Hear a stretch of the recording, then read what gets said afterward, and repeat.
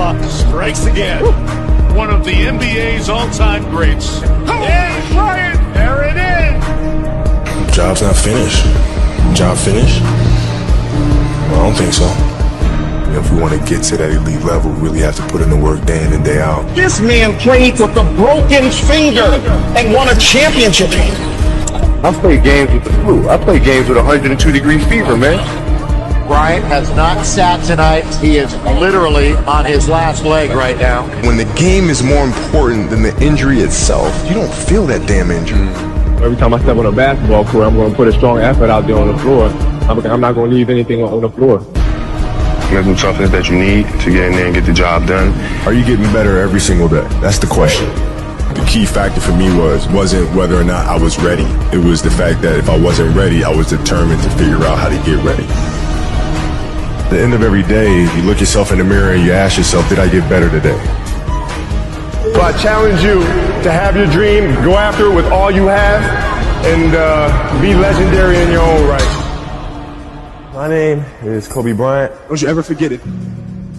It's a great feeling to know that you set a goal and you were able to reach that goal and to knock it down. Those times when you get up early and you work hard. Those times when you stay up late and you work hard.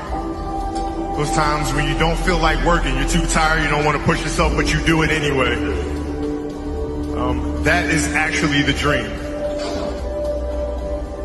That's the dream. It's not the destination, it's the journey.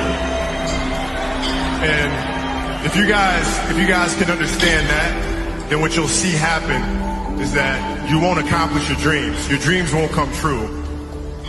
Something greater will. It's an amazing thing about passion. If you love something, if you have a strong passion for something, you would go to the extreme to try to understand or try to get it.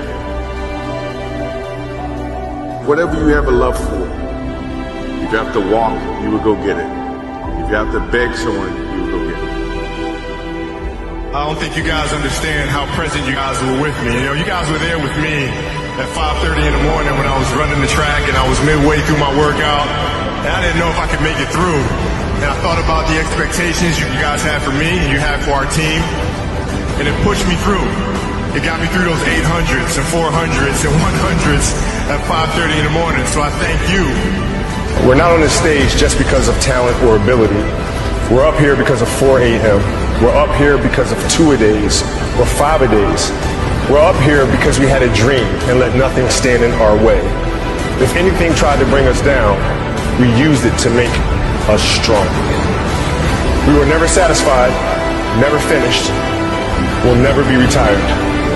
My high school English teacher, Mr. Fisk, he had this beautiful quote, and it read, "Rest at the end, not in the middle." And I took that to heart. I believe there's time for resting at the end, but for me, that time is not now.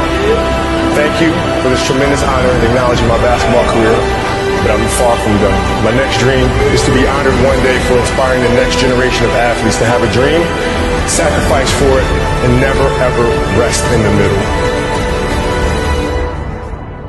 Rest at the end, not in the middle. Be yourself. That's it.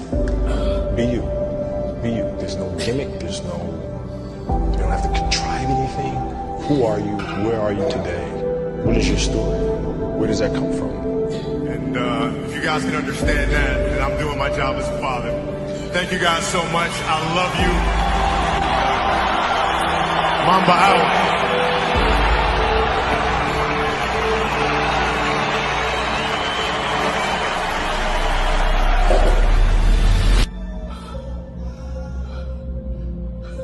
Because if you play with the fear of failing, you'll have the pressure on yourself to play, to capitulate to that fear.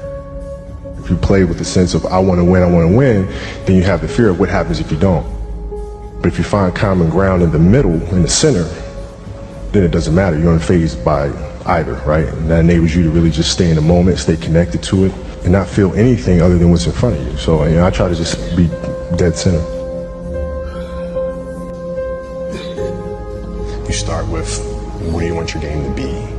What would make your game most unstoppable or hard to deal with.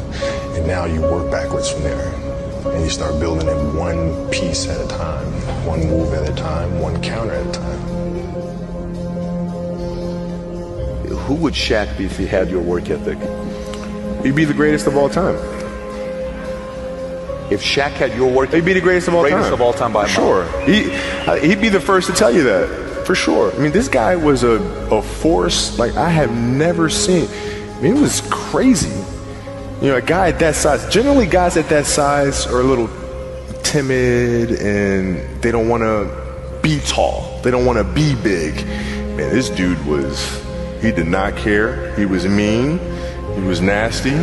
He was competitive. He was vindictive. I mean, I wish he was in the gym. I would have had 12 rings. If he had the work ethic. My God, yeah. We ain't be close. If you're lazy, man, I don't want to talk to you. I don't want to deal with you. You don't make me feel dumber. You know, you're going to lower my level. I don't think so. You can go over there. There's plenty of teams in here where you'll fit right in. I don't deal with people that don't commit at that level. But then